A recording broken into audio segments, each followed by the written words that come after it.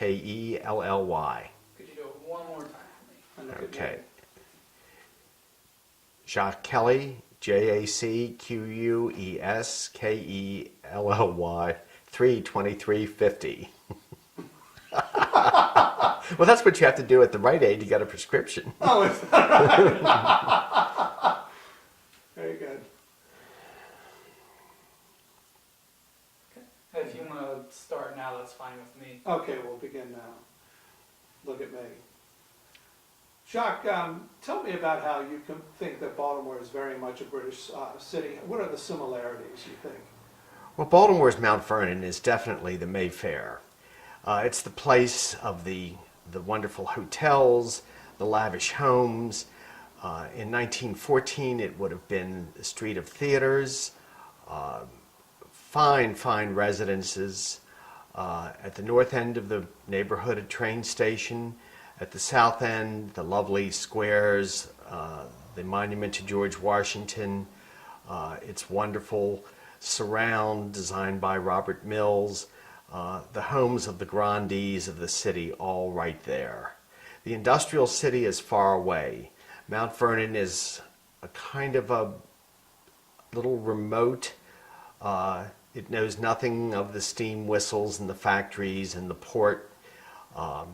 Very quiet. You would have just heard the clip-clop of horses in the street on the paving stones. Spotlessly clean, very well groomed. Door brasses shined, windows washed. Quite the spot in Baltimore. The place where the postcard photographers would go to make pretty pictures. Very good. Cut right there. Ways socially. Is that something you're comfortable with? Well, Baltimore is a town of that where we admire bloodlines. Try that again. Pick it up from there. Okay, Baltimore is a town where we admire bloodlines, and certainly in the early 20th century, the social column of the Sun and the Old News and American was read as intensely as the news columns. Even people who were not in the social register would read of the doings of Mrs. So-and-so and who was at tea and who was off to Bar Harbor and who was off to Florida. These were given a great deal of attention in newspapers in Baltimore. I have worked in papers for almost 40 years and remember the great society editors of the day, and remember even my own parents reading the social notes. We respected it. Even if you were not of that class, you still sort of knew who the people were and stepped back from them. How did you like that? This is eye contact good at all? I love some of these. These are great lines. Okay. About the sporting life, Jacques, horses, racing, and so forth, can you make a sentence or two comment about that too, how that was similar to that, how Baltimoreans were, back in the day then, real followers of the turf, much like the British? Sure. You make a comment. Sure. The fall and the spring social season focused around the racing card at Pimlico. It was a 2-week meet generally. It was not extended as it is today. And people gathered at Old Hilltop, quite a mix of people, but of course the boxes were more or less owned by certain families who had their places there, their racing silks, their own horses, and the hotels would see an upsurge in business at that time. Very colorful. In other times of the year, very much like the English fair system, we had the little tracks, the half-milers. It was almost like an English country fair where there would be racing in the outlying counties. Also, Baltimore adored its timber races, its point-to-point steeplechasing, very much the top of the social season in the spring. Mention a couple of locations to you, and I just want you to Okay. describe to me what, who would have lived there and how you would describe them position-wise within that beautiful, beautiful imagery you've given us of Mount Vernon. So here we go. I want you to talk about Jacques, who would have lived at the Brexton or the Earl Court apartments or on Biddle Street. How would you define that in relation to Mount Vernon? Well, you often have neighborhoods. The neighborhoods were integrated by socially. Some, if you wanted to say a smaller place, or maybe you were a widow, or just did not have the financial fortitude to take on a big 4-floor city house, the neighborhood afforded you marvelous secondary housing, and very proper, very good. And in 1914, the apartment houses were coming on strong. Maybe we borrowed the apartment from the French, I've heard that.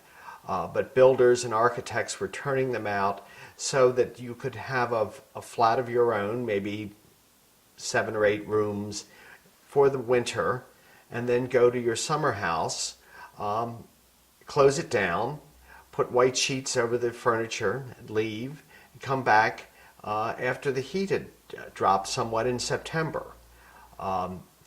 Biddle Street, Preston, the northern streets of the neighborhood were quite good socially. The houses just were not quite as big as those facing the Washington Monument on the square or along St. Paul and Charles. That's going to be beautiful because we have that footage. We got entry into the house on Biddle Street. Mhm. It's all cut out, now into sub-level apartments, so that'll be good. Jacques, I know that this is a very broad question, but I'm just curious, and again, we may use this. What is your impression of Wallace Warfield? I mean, as a Baltimorean, just tell me what you know, what your thoughts or what your parents may have thought of her, that kind of thing. It could be positive, negative, just the whole idea, sort of something lighthearted. I think Wallace cast a very long shadow. She was the subject of, in the 50s, I recall, the magazine spreads. People were still enthralled by her clothing, her jewels, her way of sweeping in, her entourage. She was a celebrity with so much dignity and Okay, that's right. That's yeah, right. I Let's think. pick it up. Now, let me just think. Let me just talk Okay. a little more on this. I'm trying to think, Scott, of the type of I don't want to say she commanded a respect similar. I think she was perhaps supplanted by Jacqueline Kennedy, but she nothing was said against her. Her appearance at a party ensured enormous attendance. You had to see what she was wearing. Her lipstick was copied. Her nail polish was copied. My Aunt Cora always wore Windsor. I love that. Pick that up again. What is Windsor? Is that a nail polish? I think that she endorsed it. Okay. It was a wonderful dusty rose. So it's a lipstick or? No, it probably was lipstick. It was definitely a nail polish. Pick that up again. My Aunt Rose. I mean, my Aunt Cora always wore Windsor nail polish. It was named after her, the Duchess of Windsor. It was a beautiful shade of dusty rose. So when she endorsed a product, people sat up and took notice. Especially Baltimoreans. Okay. Very good. I think Windsor was more than Baltimore, Scott. I really do. I think it Windsor was more than. I mean, I think Windsor was a national brand. I mean, I think it I'm was sorry. very. No, I was just saying yeah. that, Baltimoreans Yes. saw that a lot of Baltimoreans would mimic her dress or Yes. try to. because she was the girl from the city. Yes. Could you? I think don't- she. Can I talk a little more? Sure, yeah, yeah. I think as much as she was the girl from Baltimore, she was the girl who had made it from Baltimore. Try that again. As much as she was the girl from Baltimore, she was the girl who had made it from Baltimore, and she made it enormously. And I think people smiled a bit when they saw her because they knew she had taken chances and she was daring and she had pulled it off. Isn't that wonderful? Okay. We know about, and you may not know, maybe you do, but I'd also like for you to say Betsy Patterson, the Carroll daughters. Do you know that? Do you know what I'm talking Sure, about? Okay. sure, of So course. if you could almost do, if you Let me will, just think of that one. Let me just figure that I one like your out. pants, by the way. You're hanging Well, by this big house feet. is cold. Let me just think who the other royals would have been here. Betsy Patterson. I think it was Charles Carroll's granddaughters who were the three graces. Yeah, they kind of. I'm not. There's a new book on them. I'm not too crazy about them. The McTavish, not Emily. No, whoever the Caton daughters. Yes, if you could just say something like, well, you know, our town had Betsy Patterson. We also had the daughter, the sister-in-law of the Duke of Wellington, and of course. Didn't they kind of buy into that, Scott? I don't know. I They know bought what they into it, did, but they she did. wound up They living in did. Ulster Castle. Wasn't she the Marchioness of Oh, something yes. or other? Well, she married the Marquis of Wellesley, the Yes. Duke of Wellington's older brother. Yes. Yes. Let me think who else married.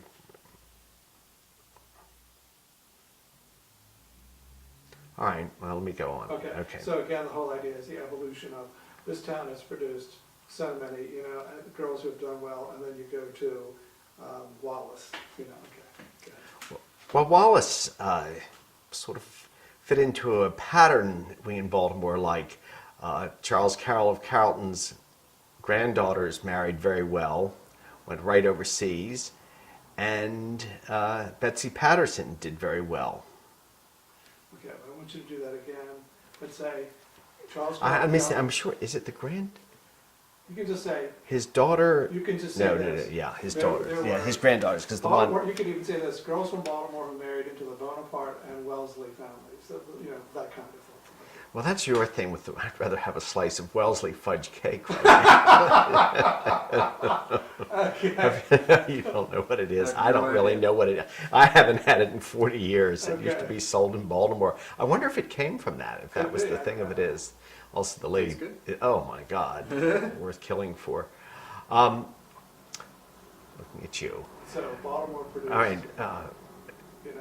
Well, let me think now. Well, Wallace actually followed in a bit of a tradition of marrying very well. Charles Carroll of Carrollton's granddaughters went right overseas and married into the finest families of England. And then Betsy Patterson comes along and marries Napoleon's brother. Okay. Well, now that was annulled, but the It marriage still did, happened. it It's a still story. It did happened. happen, and Yes. They had the child. And of That's course, right. They had the child. It people was on the- consummated. yeah, That's right. yeah. Okay. It was Napoleon who had it annulled by the Pope and gave her a big payoff. And then she died, supposedly not with a lot of friends on Cathedral Street, and she's buried at Greenmount Cemetery. With a lot of money. Yes. Yeah. I think she's pretty good with that. Yeah. Yeah.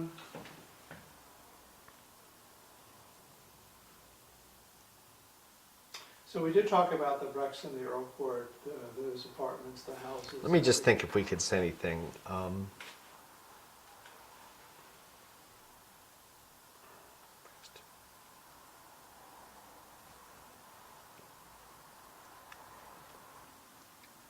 Well, I mean, Let me it's ask you. yeah. I know. I mean, the Brexton, of course, was an older building.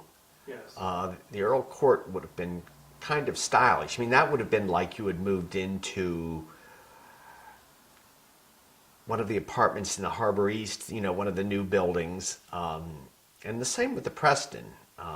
It would have, it wouldn't have had like the tone of the Warrington or the Washington Place apartments, but it would have been you know, thoroughly okay address. That sort We're of going to thing. do a narrative on S. Davies Warfield.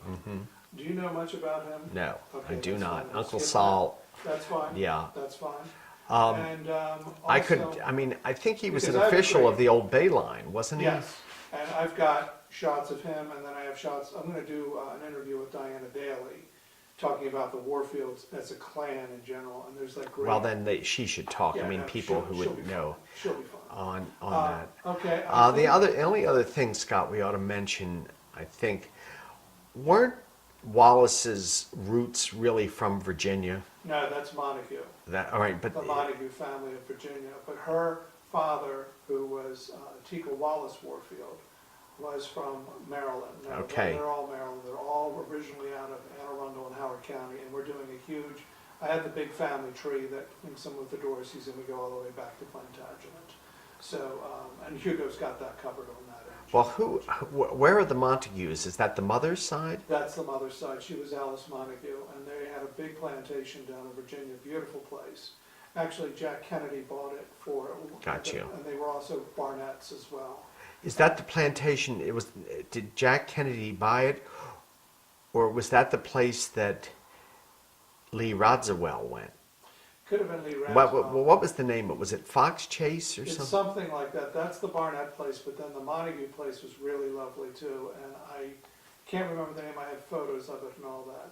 The other thing is, she would go down occasionally and visit them. But again, what we're doing is, because it's history in the hood, we're focusing mainly on Mount Vernon and then also the story. You see, Now, what about the she church? said- I mean, Christ Church, that's there, we already have that filmed. What we want to do is, we're addressing things like, oh, you know, the British tabloid said she came from nothing and from nowhere. So now we're describing what Mount Vernon really was, where she grew up, the area that she would have been familiar with. well, the Brits could, if they put their machine against you, if they wanted to, Yes. yeah. Well, you know, Hugo points out the fact that she was the most vilified woman and she had no right being the most vilified woman. And the press threw everything at her and they didn't care. I mean, all these stories that you've heard are not true. Nazi sympathizer, prostitution in China, that's not true, but they threw everything at her because the Commonwealth and the Empire hated her.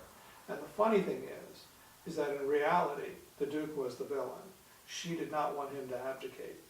And when he did that, he made her the most hated woman in the world. So that's, Did she this was did she disgusting. want to stay behind the scenes, or what did Yes, she? she would have been happier being his sort of, if you will, mistress, and he Camilla. would have given her a handsome house, and she would not even have been maybe even organic, you know, more organically Yeah. married to him.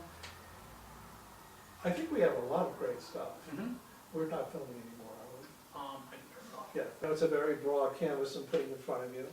Just describe Baltimore to me. Scott. Okay, I know, I know, but I- I mean, just, you know. Baltimore in 1914. In what year? Yeah, let's say Baltimore in 1914. Look at me when you say it. Baltimore in 1914 is a rather interesting city. At the same time as this, we have these lovely neighborhoods around the monument. Remember, 1 in 4 persons at that time spoke German as their mother language in Baltimore. It was a city receiving tremendous numbers of immigrants from Europe, and it made for a wonderful labor force. It was a prosperous city, a city blessed by geography, very, very busy city, very much the city that the Old South looked to as their mercantile capital. The Chesapeake Bay and its tributaries brought the wonderful crops and fruits of the eastern shore of Maryland into us. The harbor was bustling. I've seen it called the Liverpool of America. It was quite a railroad center. Numerous railroads were controlled through our banks here. It was a great place to live. Describe Baltimore as a southern city. Do you see Baltimore as a southern city? I think it's hard not to see Baltimore as a southern city in so many ways. After the Civil War, so many people from Virginia, impoverished, poured into Baltimore, filling its churches, filling its clubs, marrying. It had a very pronounced southern way. Our sympathies were to the South, and we traded with the South. So our business deals went that way. Baltimore does not have much of a trade with Philadelphia, New York, or Boston. It would be far more down the Chesapeake Bay into the Tidewater area of Virginia and the Carolinas. I think we got it. It's very good. No, it's totally Baltimore. The trade all went south, Scott. Oh, I know. It I mean, know it that. did. I know that. Yeah, I mean, I'm because getting you to say that. I yeah, can't sure. say it. Because But I know that like Baltimore was- Philadelphia would send its tentacles out through Pennsylvania. Yes. Yeah, Yeah, and just the whole idea that truly, I was always told that Baltimore was also a banking center for the South. it is. And also for A railroad, believe it or not, railroads, the Florida East Coast Line are one of them. The Seaboard Airline controlled through here. I think the Warfields had a big chunk of that. Yes, they did. The Emma Giles and all that. Are you talking about that? I'm sorry, I didn't hear what you just said. No. The Seaboard Airline. Oh, no, they did. Yeah, Oh, no. through the rail. I mean, there were Yeah. there were railroads that you do not think about that were controlled. Yes. Wasn't the Seaboard owned by the Walters family? Yes. Yes. Yes. Number Or the of Seaboard, or Warfields- one of them. Or Warfields there's a was an couple of them. executive with Yes, them. the Yes. Seaboard. I think the Mercantile controlled both the Atlantic coastline and the Seaboard. Gotcha. Yeah. Okay, can we talk about one more thing? Jacques, as far as Baltimore industries are concerned, would you have said the railroad industry was the leading thing in Baltimore? The railroads were enormous employers in Baltimore, far more in their day than steel. In later years, aircraft manufacturing. The railroads were just supreme here. They tied in very much to the shipping lines too, and the one often owned stock in the other. Okay, I think that's it. We can tie that in with what the